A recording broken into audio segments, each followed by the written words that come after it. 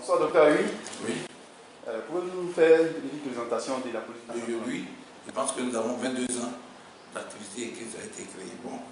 Alors, la présentation. La clinique est devenue aujourd'hui une polyclinique. Et quand on dit polyclinique, c'est qu'il y a plusieurs services. Et donc, le premier service que nous voulons citer, c'est les services de consultation. Nous réalisons des consultations dans nos services. Et ces consultations concernent d'abord, la médecine générale, où chaque jour, il y a 3 médecins qui consultent.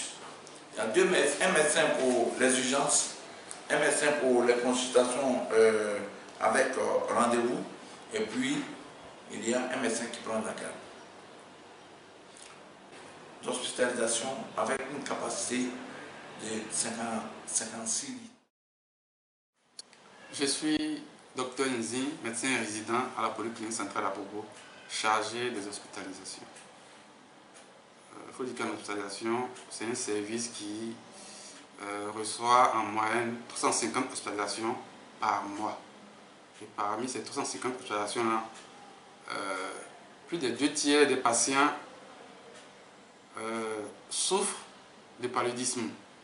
Ce qui nous amène à dire que c'est une maladie fréquente et une maladie grave. C'est pour cela que nous allons vous entretenir aujourd'hui sur le paludisme. Qu'est-ce que c'est que le paludisme?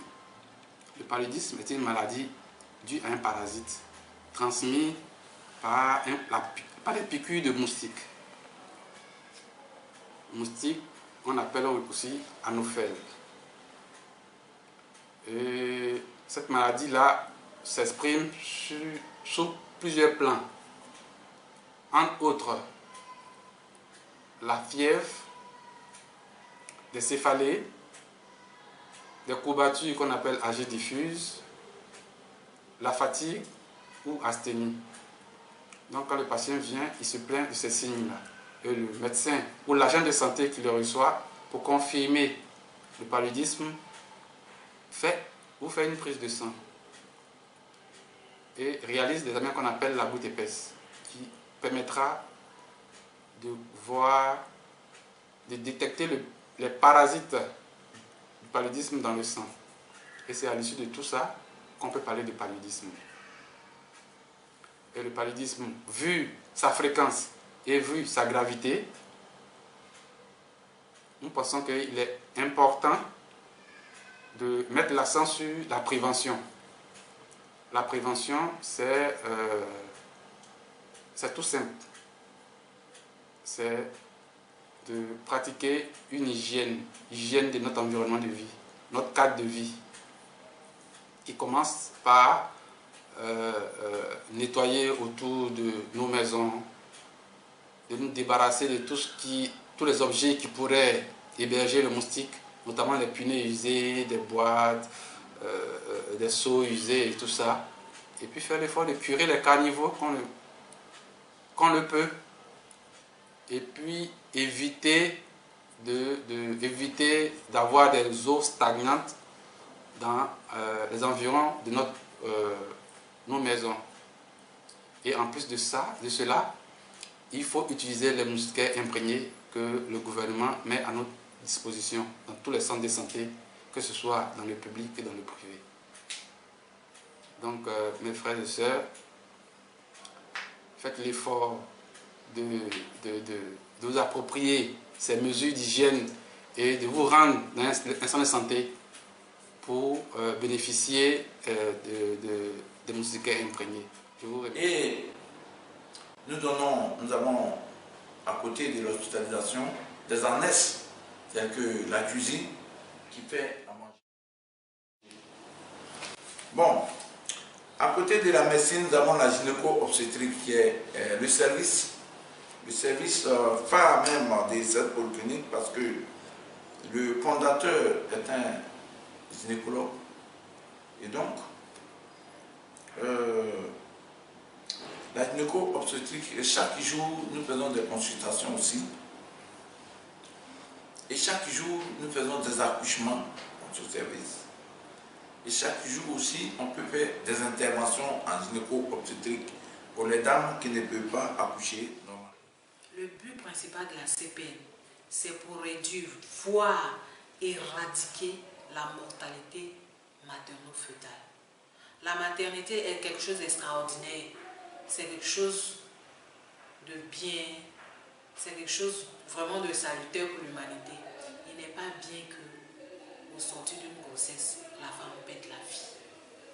Ce serait vraiment malheureux qu'une femme meure en donnant naissance.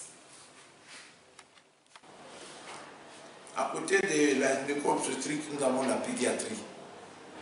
La pédiatrie aussi, nous avons 3 médecins qui travaillent régulièrement chaque jour. Donc, un médecin pour les urgences, un médecin pour les consultations des rendez-vous, et puis un médecin qui fait la garde la nuit. La pédiatrie aussi hospitalise. À côté de la pédiatrie, nous avons le service de chirurgie. Nous avons un médecin qui consulte tous les jours, mais pas de garde. La garde, bon, dans les cliniques, en général, quand il y a une urgence, nous appelons le médecin d'astreinte qui vient faire voir l'urgence. Mais en chirurgie aussi, nous opérons beaucoup. Nous opérons en chirurgie générale, c'est-à-dire en digestif, c'est-à-dire les hernies, les appendicites, tout ce qui concerne le digestif. Nous opérons aussi, nous faisons nous avons un médecin traumatologue. Nous avons des médecins proctologues. En somme, nous faisons tout ce qui concerne trait à l'opération. Nous avons aussi des services comme l'ophtalmo, où nous avons 2 médecins. Nous avons la rhumato. L'ophtalmo, nous faisons les consultations tous les jours. Mais la rhumato, c'est sur rendez-vous. Et nous avons 2 jours dans la semaine.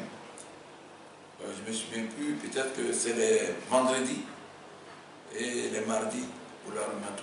Oui. Nous avons à côté de tous ces services aussi, les services de réanimation, où nous avons 4 lits.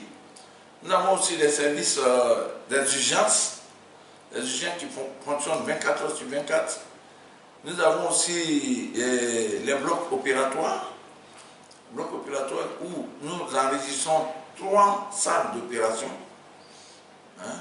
Donc, une salle dédiée à la gynéco-obstétrique, une salle à la chirurgie, et puis une salle qui n'est pas encore fonctionnelle, que nous pouvons faire l'endoscopie. Voilà. Donc, il y a là aussi les services des pharmacies, hein,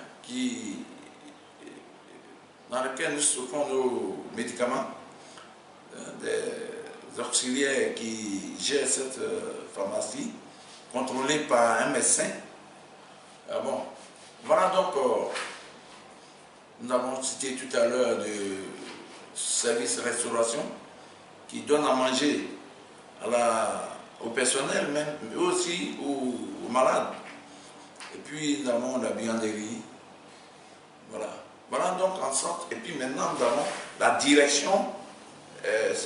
La direction que je dirige, et puis ensuite le DAF qui est dirigé par Mme Aoui, et la direction médicale qui est dirigée par Mademoiselle Aoui.